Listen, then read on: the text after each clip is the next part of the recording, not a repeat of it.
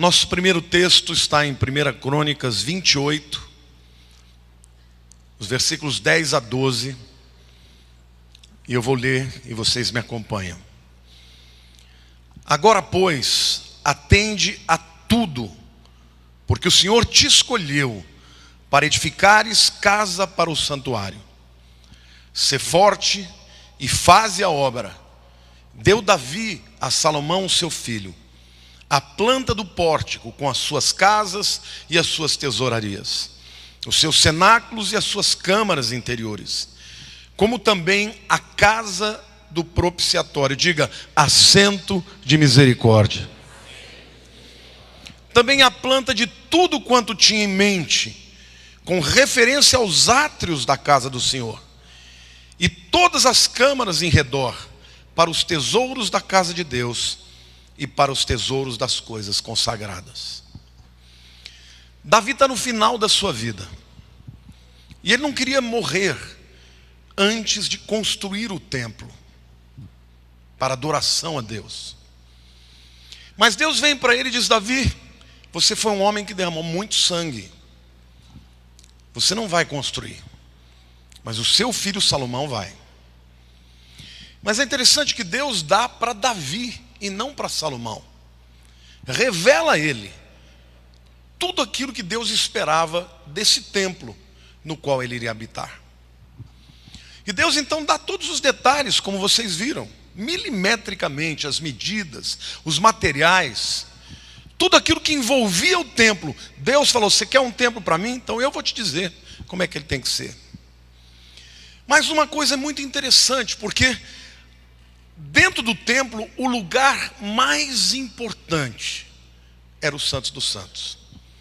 E no Santos dos Santos, o utensílio mais importante era a Arca da Aliança. Mas pela primeira vez, queridos, Davi, que sempre chamou a Arca da Aliança de Arca da Aliança, pela primeira vez ele muda o nome e passa a chamar a Arca da Aliança de propiciatório.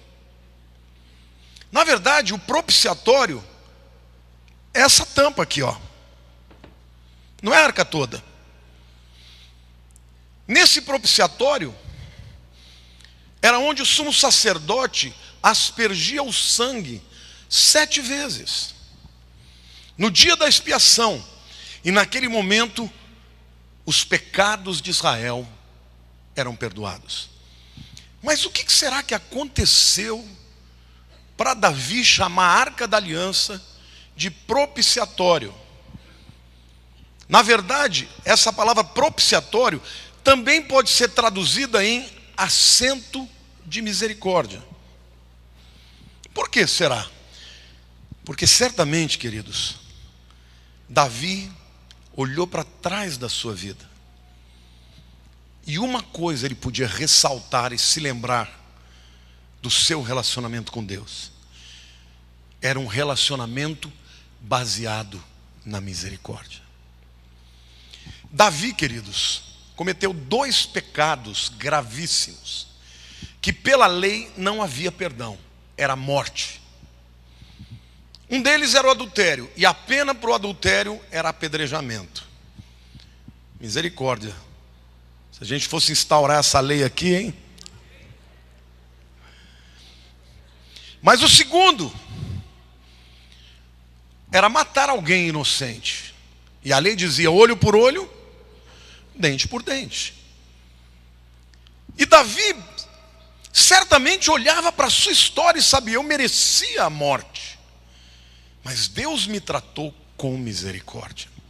Isso é tão forte, queridos, que quando o apóstolo Paulo, muitos anos mais tarde, mais de 1000 anos depois, ele vai falar sobre a graça, ele cita 2 personagens no Velho Testamento que compreenderam a graça. Um deles é Abraão e o outro é Davi.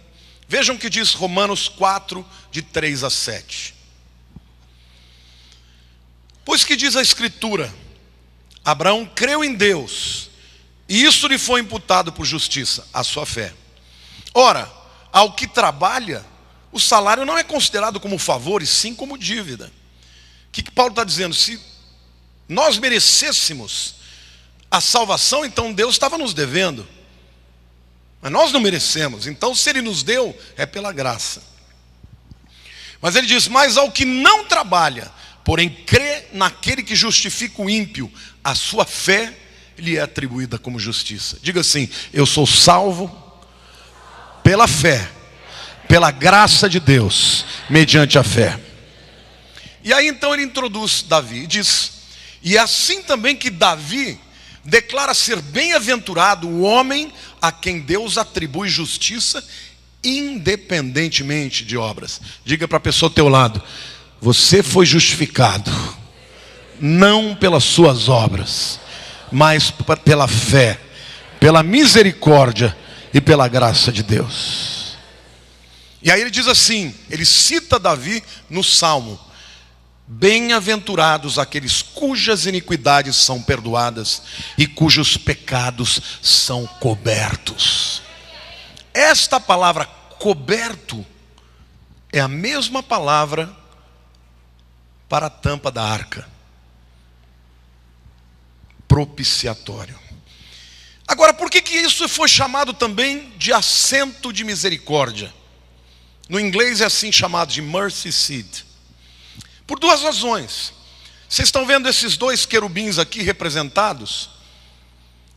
A Bíblia diz que Deus, o trono de Deus, está entre os querubins. Por isso, a representação dos querubins no propiciatório ou no assento de misericórdia significa que quando Deus se manifestava no templo, aonde ele se assentava no seu trono, neste lugar. Mas por que misericórdia? Porque no dia da expiação, o sangue aspergido sobre este propiciatório garantia com que todos os pecados da nação de Israel fossem perdoados. Amém? Em outras palavras, o que Deus está dizendo, você vai construir o templo inteiro, mas o lugar mais importante é o Santos dos Santos. E aquilo que é mais importante nesse templo, Davi fala, é o assento de misericórdia. Mas a Bíblia diz no Novo Testamento que Deus não habita em templo feito por homens. O que Deus está dizendo para você hoje, que você como templo do Espírito, deve encontrar um lugar no seu coração, para que o trono de Deus, o trono da sua misericórdia, domine e dirija a sua vida. Amém? Você pode dizer glória a Deus.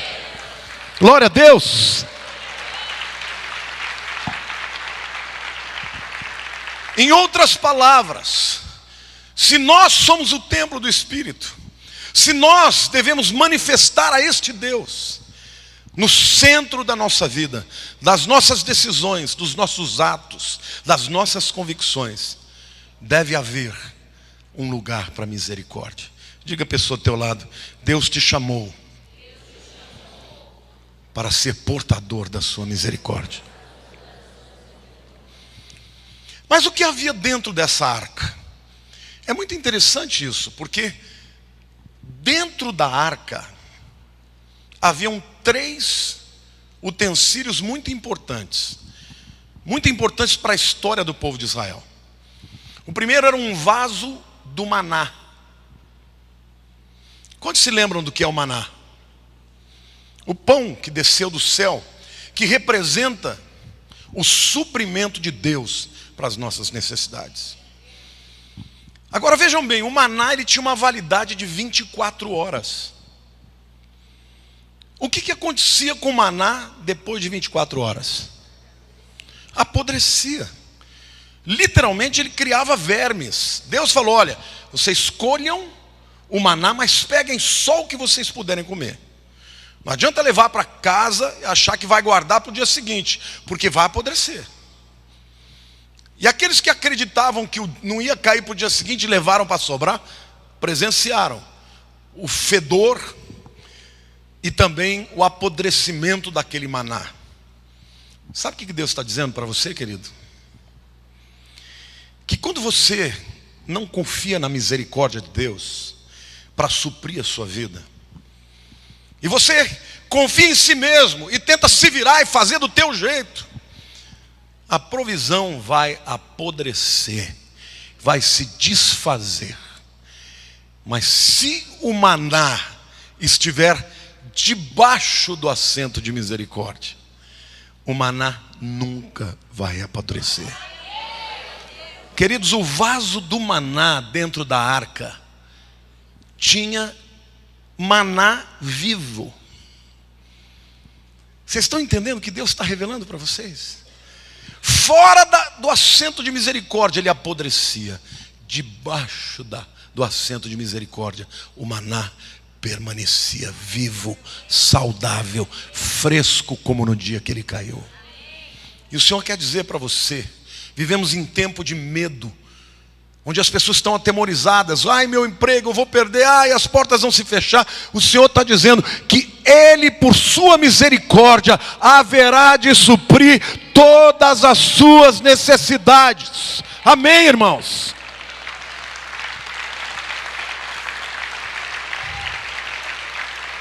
As necessidades físicas, a sua saúde, o seu emprego, o salário que você recebe, os negócios que você vai ter que fazer, tudo vem de Deus. Cutuca o teu irmão do lado e diga assim: não tenha medo não. Se você está debaixo da misericórdia, não faltará provisão para a tua vida. Amém? As suas provisões emocionais, as pessoas que vão te amar, os amigos que você vai fazer, a esposa, o marido, os filhos, os irmãos da igreja, todos aqueles que serão instrumentos de Deus para suprir as suas necessidades emocionais, nada mais são do que o maná de Deus, debaixo da tampa da misericórdia, debaixo do assento da misericórdia. Amém? Diga assim: em Jesus eu sou suprido, física, emocional e espiritualmente. Porque todos nós também, pode aplaudir, todos nós também temos necessidades espirituais: salvação, perdão, graça, misericórdia, dons, unção, tudo que vem de Deus para suprir as suas necessidades. Só se mantém renovado porque está debaixo do assento de misericórdia. Sabe, querido, Deus não te chamou para ser instrumento de juízo na vida de ninguém.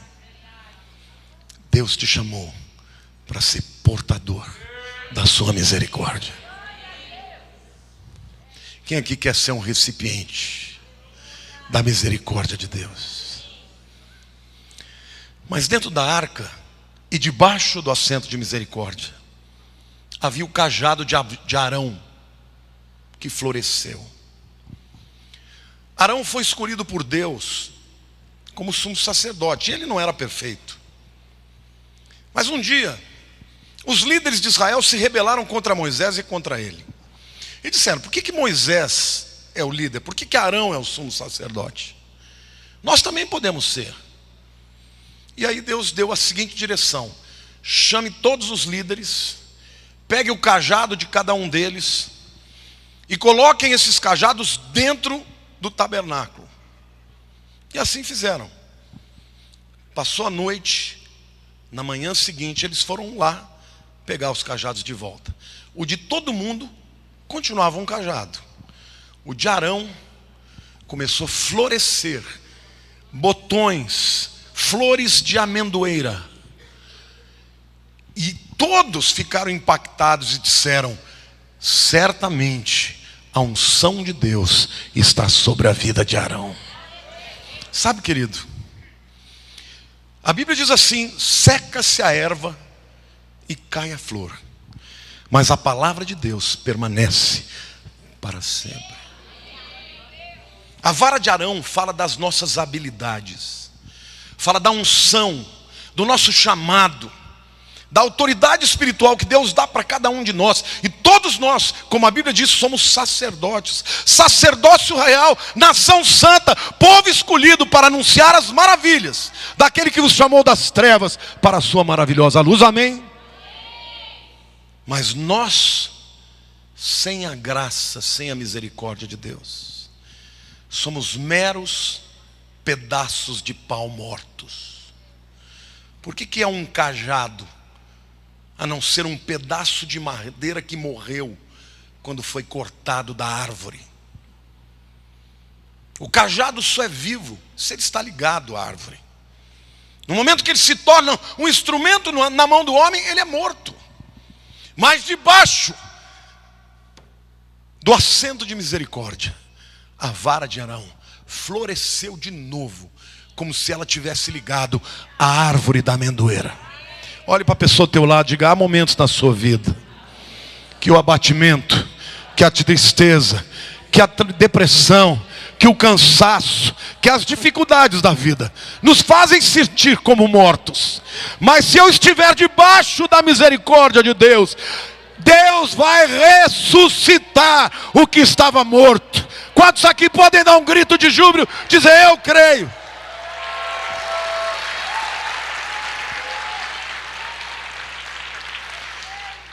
É a misericórdia de Deus que torna as nossas obras mortas em fruto de vida. É a misericórdia de Deus que transforma aquilo que foi quebrado por traumas, por decepções, em algo que é restaurado e ressuscita. É a misericórdia de Deus que pode curar a sua casa, a sua alma, os seus relacionamentos. É a misericórdia de Deus que mantém a flor que é destinada a secar e cair, viva no cajado de Deus. Quantos aqui querem que Deus floresça na sua vida? Querido, quando você vê uma pessoa cheia da misericórdia de Deus, ela está em paz, ela está alegre, ela está feliz. Ela pode até ter momentos difíceis, de perdas, mas ela está em paz. Será que você está encontrando na sua vida um lugar para a misericórdia de Deus? Quando Davi assumiu o reinado de Israel, ele desejou muito trazer a arca do Senhor para Jerusalém. E a arca estava em Shiló por 200 anos, esquecida, cuidada por alguns sacerdotes no deserto. Mas Davi diz: tragam a arca para Jerusalém. Acontece que ele não deu atenção à lei e mandou trazer a arca em carros de boi e não no ombro dos sacerdotes, porque esses varões que aqui estão, eles existiam para que os sacerdotes o carregassem nos seus ombros. E ela foi então num carro de boi, e durante o caminho um dos bois tropeçou, o carro parou e a arca caiu. E quando ela caiu, o propiciatório se abriu e caiu a tampa. Um dos homens que estavam perto, chamado Uzá. Uzá, no hebraico a palavra Uz ou A significa força. Uzá significa aquele que é forte. Representa alguém que tenta levar a vida espiritual pela sua própria força. A Bíblia diz que ele morreu na hora. Porque quem tem descoberto a arca da aliança, o propiciatório sai, quem sai debaixo do assento de misericórdia, entra no juízo de Deus. E o juízo de Deus não permite que ninguém permaneça vivo. Porque o salário do pecado é a morte, mas o dom gratuito de Deus é a vida eterna em Cristo Jesus nosso Senhor. Uzá representa todos aqueles que tentam ganhar a salvação pela sua própria força. Tanto isso é verdade, quando já ouviram falar da metralhadora israelense chamada Uzi. Sabe o que significa use, literalmente no hebraico? Minha força. O camarada está com a máquina daquela, ele fala: esta aqui é a minha força, vem que você vai ver. Mas na presença de Deus, força alguma garante o homem impune. No momento em que o assento da misericórdia se descobriu, o homem morreu. Sabe o que Deus está querendo falar ali, querido? É uma forma de Deus estar dizendo na velha aliança o seguinte: nunca descubra o que a minha misericórdia cobre. Nunca descubra o que a minha misericórdia cobre. Não tente agradar a Deus pela justiça própria. Só é um jeito de agradar a Deus: através da misericórdia de Jesus. Amém? É por Ele. Jesus é o assento da misericórdia. Eu vou mostrar para vocês mais para frente. Mas o que Deus está dizendo para você, olhe para a pessoa do teu lado e diga assim: não traga o pecado de ninguém para acusação. Deus não te chamou para acusar. Deus te chamou para pregar a misericórdia.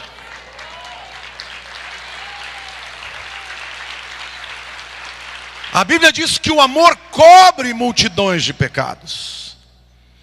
Lamentações 3, 22 e 23 diz o seguinte, é um texto que todos conhecemos: as misericórdias do Senhor são a causa de não sermos consumidos, porque as suas misericórdias não têm fim, renovam-se a cada manhã. Grande é a tua fidelidade.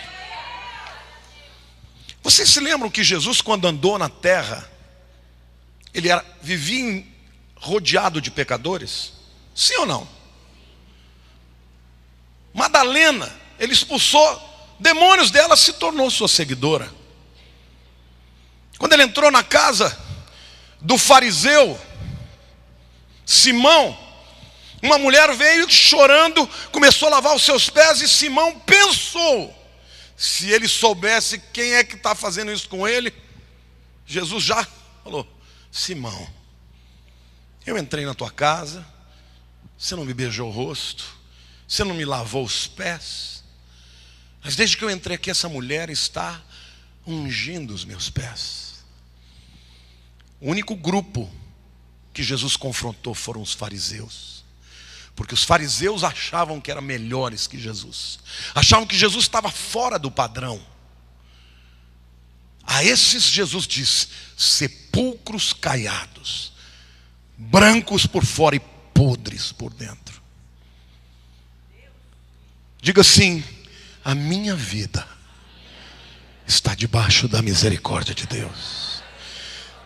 Diga: se eu estou aqui hoje, é por causa da misericórdia de Deus, que são a causa de não sermos consumidos. Amém? Você pode aplaudir o Senhor?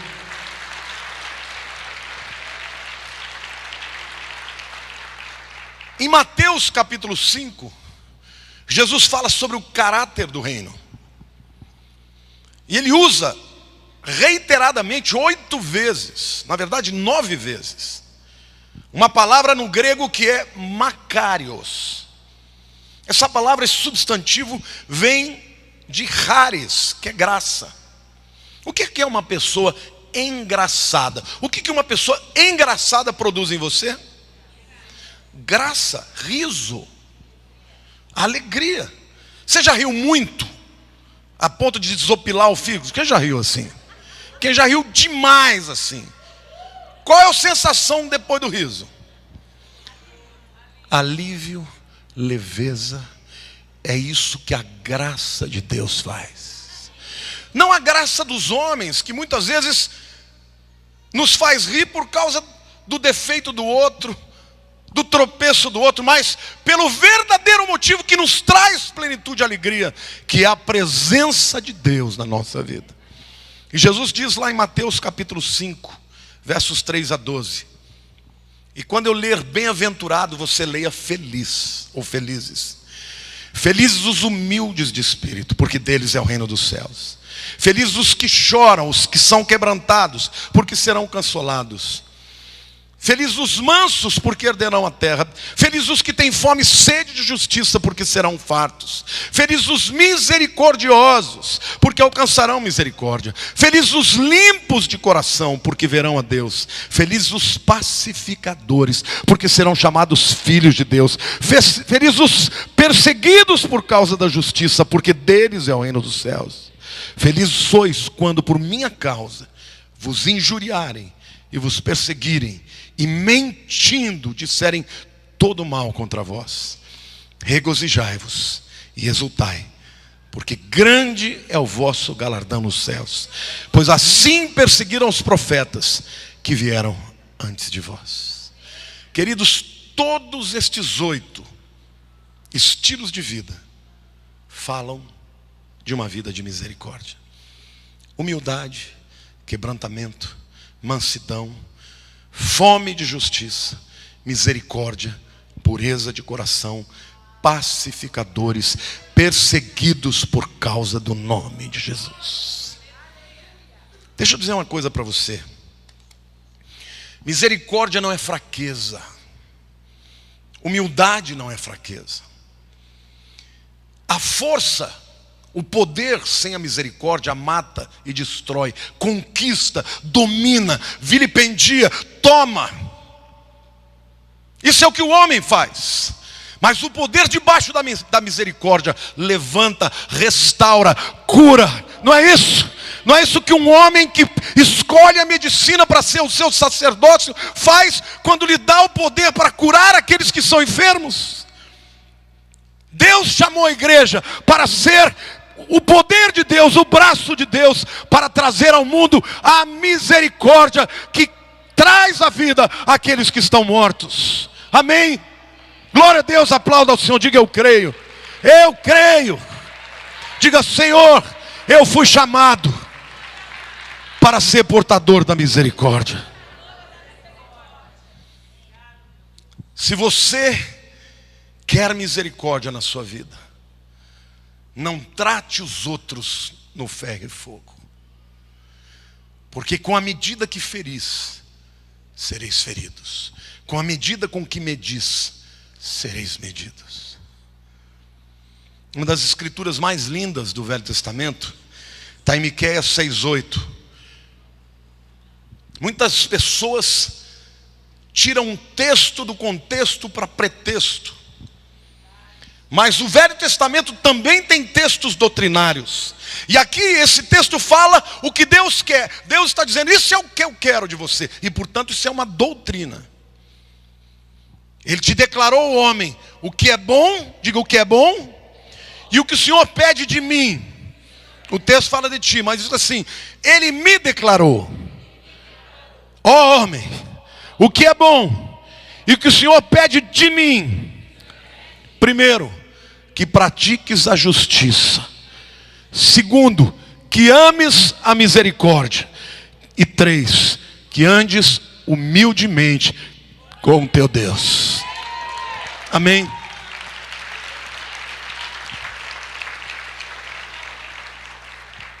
Praticar a justiça. Crente que é crente não pode querer dar jeitinho. Crente que é crente tem que abominar o pecado. Se você é crente, se o Espírito Santo está em você, quando você peca, você tem que ficar triste. Quantos aqui sentem tristeza quando pecam?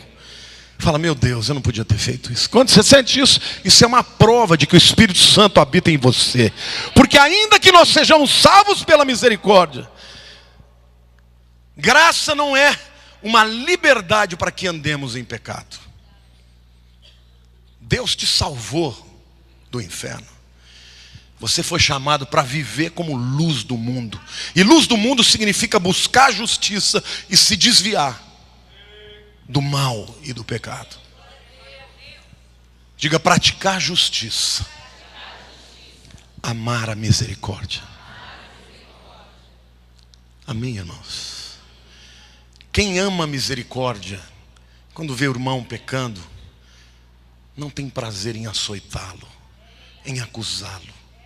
tem prazer em levantá-lo, em tirá-lo do caminho errado e trazê-lo para o caminho de Deus. Não foi isso que Jesus fez? Não foi Ele que nos ensinou a buscar a ovelha desgarrada, colocar nos seus ombros e trazer de volta para o aprisco? Deus não nos chamou a não ser para trazermos as ovelhas por misericórdia, nunca por juízo. Quando Jesus passou por Samaria, os samaritanos o rejeitaram, e João, que fazia parte, do inner circle, do círculo mais íntimo, virou para Jesus e falou: Jesus, se o Senhor quiser, não precisa nem se incomodar, pode dizer, eu mando descer fogo no céu para fulminar essa turma aí. Jesus deu uma chamada, ele falou: escuta, vocês não têm discernimento que espírito vocês servem? Porque o Filho do Homem não veio para julgar, mas para salvar o que havia perdido. A palavra de Deus diz: Deus não tem prazer na morte do ímpio, pelo contrário, que ele se arrependa e viva. Querido, o crente que é crente, que ama a misericórdia, ele tem que olhar para o pecador e ter dó, ter pena, ter misericórdia dele. Amém? Esse é o nosso chamado. É o chamado de pregar o amor de Deus. Quando as pessoas se sentem rejeitadas, abandonadas, nós fomos chamados para tocar nelas e curá-las e abraçá-las e dizer: o Senhor te ama e o Senhor te aceita. Amém? Glória a Deus, aplauda o Senhor.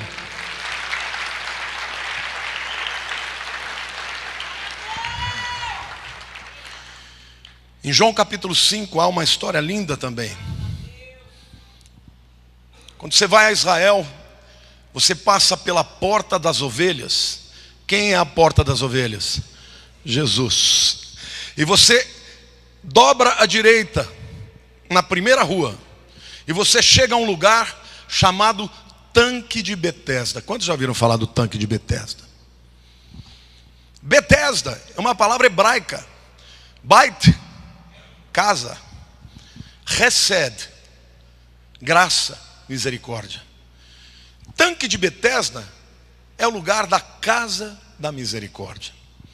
E lá vi um homem que há 38 anos estava paralítico, porque havia ou uma lenda, ou de fato acontecia, a Bíblia não é muito clara, que quando um anjo mexia as águas daquele tanque, a primeira pessoa que entrasse no tanque era curada instantaneamente. E Jesus chega e fala com aquele homem: você quer ser curado? Vamos ler o texto, João 5, de 6 a 9. Jesus, vendo-o deitado e sabendo que estava assim há muito tempo, perguntou-lhe: queres ser curado? Respondeu-lhe o enfermo: Senhor, eu não tenho ninguém que me ponha no tanque. Em outras palavras, eu não tenho ninguém que me insira na misericórdia quando a água é agitada, pois enquanto eu vou, desce outro antes de mim. Então lhe disse Jesus: levanta-te, toma o teu leito e anda. E imediatamente o homem se viu curado, e tomando o leito pôs-se a andar. E aquele dia era sábado. Glória a Deus, queridos.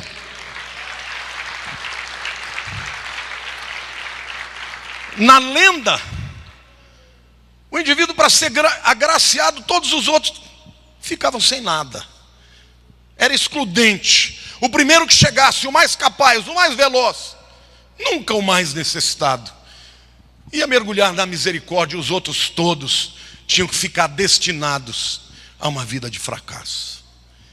E aí vem aquele que desceu dos céus, não para nos inserir num tanque de Betesda, mas nos inserir no oceano da misericórdia de Deus. E diz: você quer ser curado, mas eu não sei como chegar lá. Faz 38 anos que eu estou aqui e nunca ninguém me levou lá.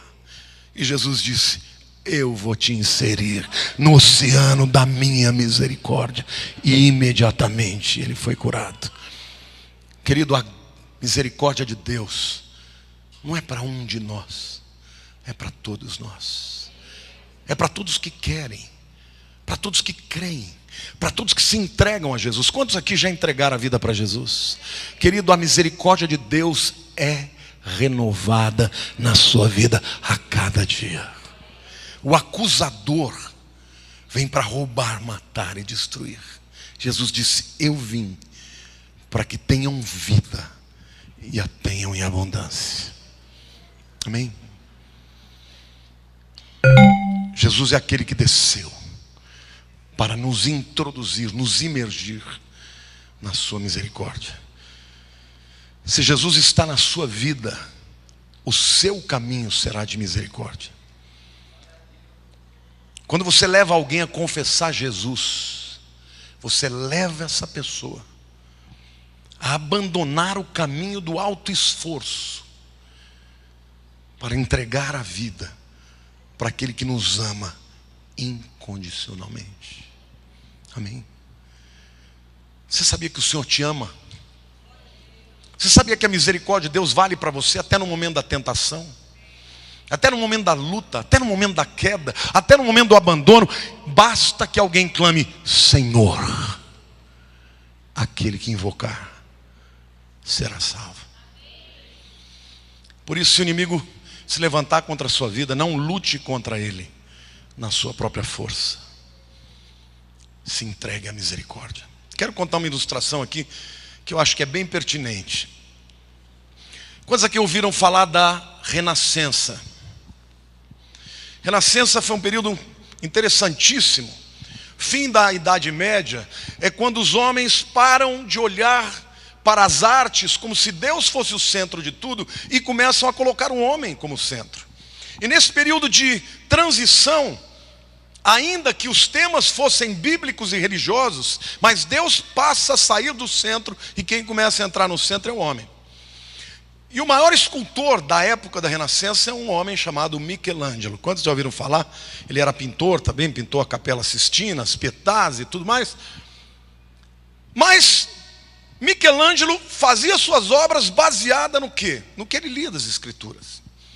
E certa vez ele leu na Bíblia Latina, a tradução latina, que Moisés, quando desce do Sinai, o texto diz: o seu rosto brilhava com a Shekinah de Deus. Na versão latina, diz que saíam chifres do rosto dele em direção à sua cabeça.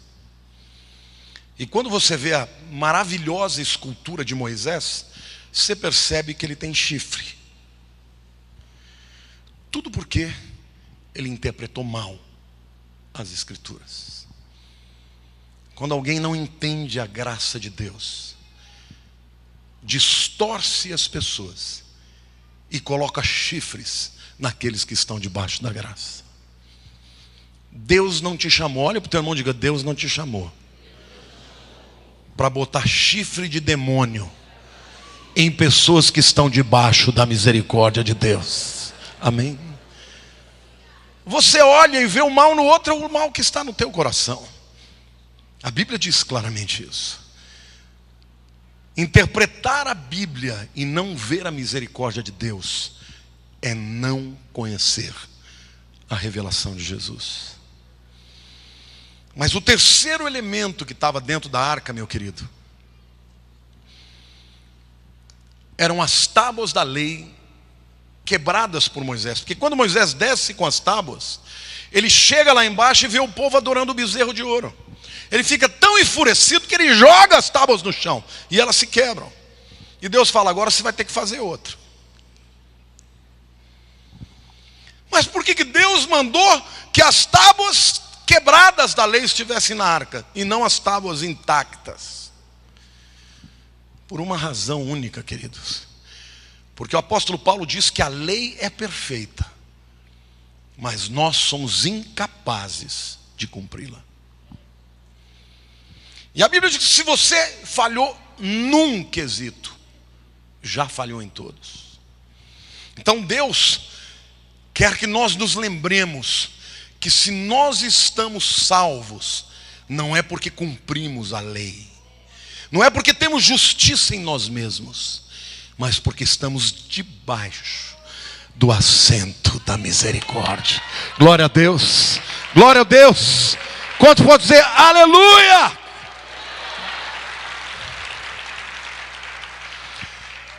Deus tinha tanta convicção sobre isso que lá em Jeremias 31, 33, ele diz assim: porque esta é a aliança que eu firmarei com a casa de Israel. Depois daqueles dias, diz o Senhor, na mente lhes imprimirei as minhas leis. Também no coração lhes escreverei. Eu serei o seu Deus e eles serão o meu povo. Deus está dizendo, não adianta ter uma lei de pedra, ninguém vai cumpri-la. Pelo meu Espírito, eu vou introduzir nos corações. Amém. O apóstolo Paulo lá em Romanos capítulo 3, versos 24 e 25,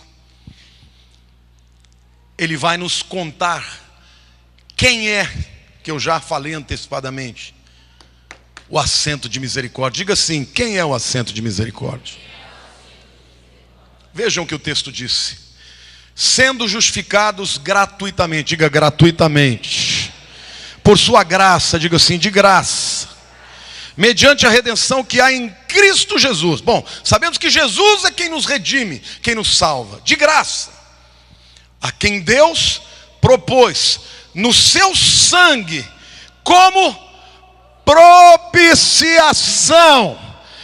Deus está dizendo que esta arca, que era aspergida de sangue na tampa, no propiciatório, no assento de misericórdia, na verdade aponta para o verdadeiro propiciatório, o verdadeiro assento de misericórdia, que iria nos salvar de todos os nossos pecados, e o seu nome é Jesus Cristo.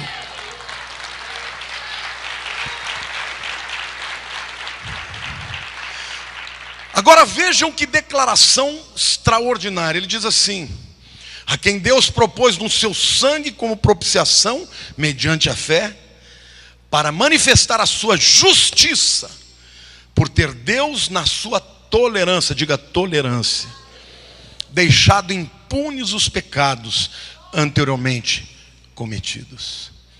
Sabe o que Deus está falando, irmãos?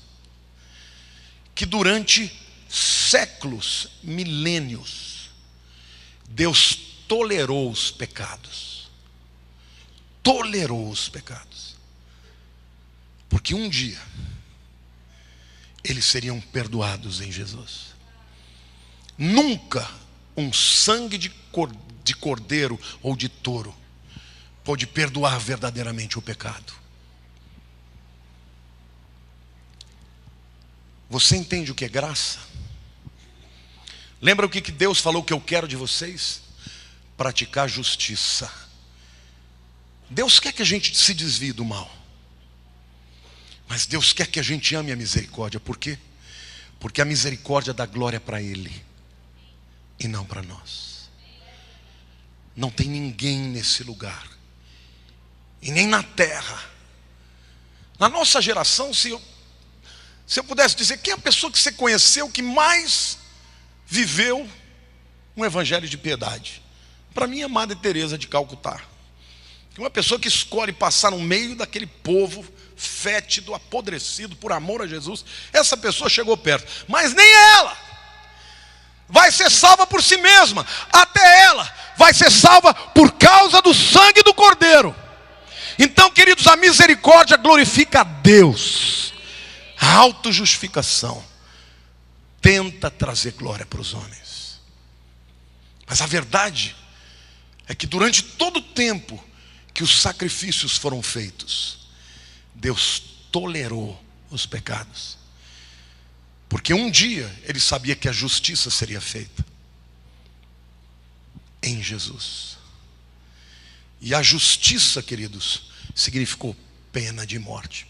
Vou fazer aqui um quiz, uma pergunta, para ver se o povo aqui é bom de Bíblia. Quantos foram crucificados com Jesus? Eu já mostrei. Quantos foram crucificados com Jesus? 2 e Jesus 3, não é isso? Vocês sabem qual era o nome do terceiro a ser crucificado?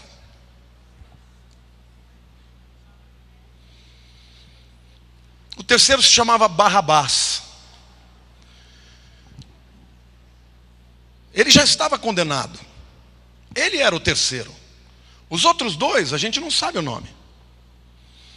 Mas na última hora, ele estava lá aguardando os soldados romanos para chegarem para levá-lo para a crucificação. Só que na hora que a porta se abriu, ele não viu do homem: bandido, você vai ser crucificado. Ele viu do homem: você está livre. Como assim? Estou livre, mas eu matei, eu roubei. Ele disse assim: um outro foi trocado por você, vai pagar o seu lugar. Você sabe o que o nome Barrabás significa? Bar é filho, Abás é pai. Barrabás é filho do pai. Barrabás representa você, representa eu. Porque ele se tornou filho do pai. Porque o único filho verdadeiro do pai se tornou filho do homem. Porque aquele que merecia a comunhão, a graça, o poder, a glorificação, foi humilhado e morto e tomou o lugar de Barrabás, que somos nós, para que nós que éramos filhos das trevas, nos tornássemos filhos de Deus.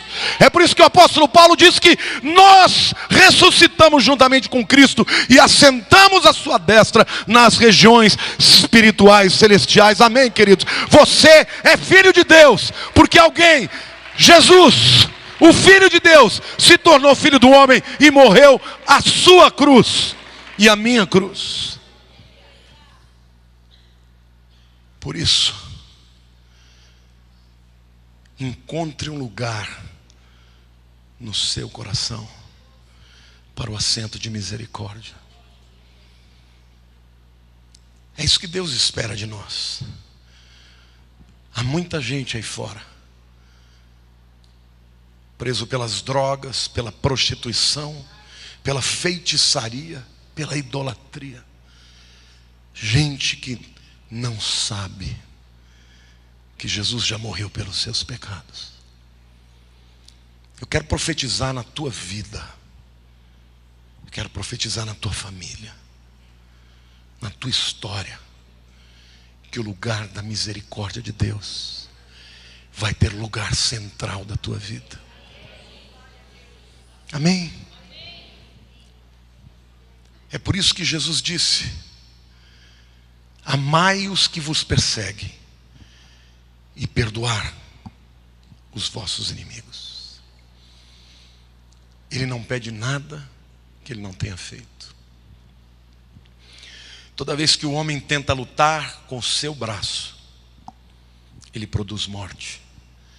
Mas toda vez que ele deixa que a sua causa seja julgada por Deus, Deus opera na vida dele. Deus te chamou para ser instrumento de misericórdia.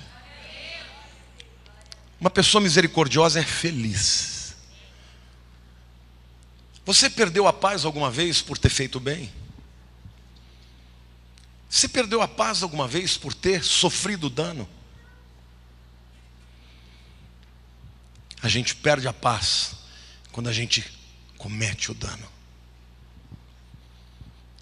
Então, qual é a força que você quer usar na tua vida? A força do use a minha própria força, da minha habilidade, da minha capacidade, ou a força do próprio Deus, que luta a tua luta? Amém? Põe a mão no seu coração, diga: Senhor Deus, eu quero encontrar na minha vida um lugar para o teu assento de misericórdia. Eu quero entregar, Senhor, minhas tristezas, as injustiças que fazem contra mim, e eu quero invocar a tua misericórdia na minha vida, na minha família, nos meus relacionamentos. Ajuda-me, Senhor, a refletir o amor de Jesus. Quando eu não puder, que Ele faça através de mim. Você carrega no teu coração a Jesus de Nazaré. E Ele disse: nisto conhecereis que sois meus discípulos.